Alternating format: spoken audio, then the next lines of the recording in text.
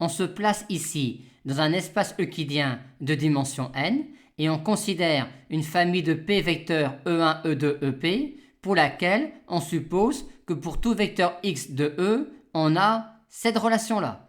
Et le but final de l'exercice est de montrer que P égale n et que E1, E2, En est une base orthonormée de E.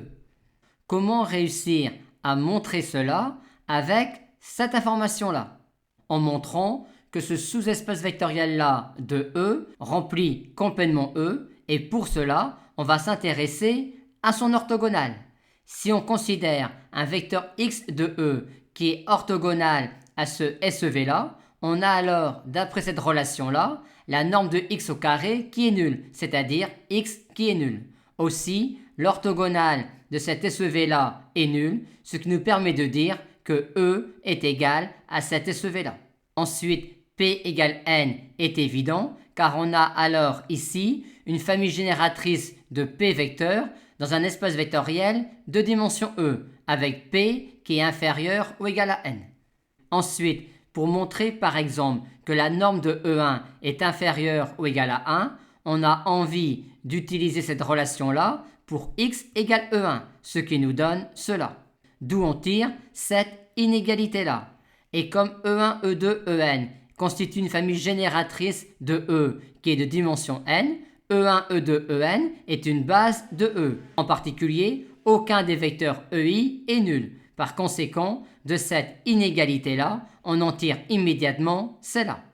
Dans la question 2, on nous demande par exemple de montrer que E1 est orthogonal à E2, E3, E4 jusqu'à En.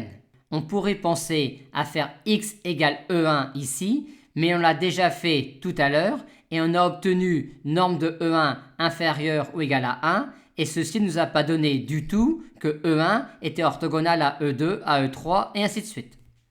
On souhaite donc montrer que E1 est orthogonal à E2, E3 jusqu'à En.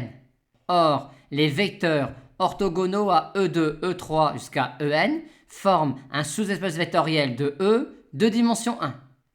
Et regardons donc alors ce que l'on peut dire pour un vecteur x qui est orthogonal à E2, E3 jusqu'à En. On aurait alors, d'après cette relation-là, la norme au carré de x qui serait égale à cela.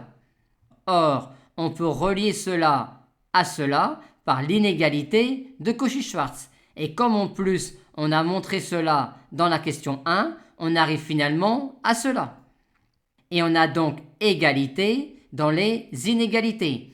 Et on a donc en particulier égalité dans l'inégalité de Cauchy-Schwarz. Par conséquent, E1 étant non nul, x sera collinaire à E1. On a donc montré que la droite des vecteurs orthogonaux à E2, E3, En est incluse dans la droite dirigée par E1. Et c'est donc la droite E1, ce qui répond à la question posée.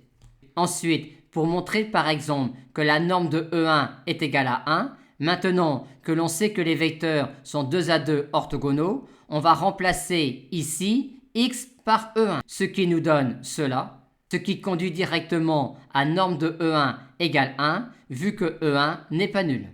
Et on a donc finalement abouti à E1, E2, En, base orthonormée de E.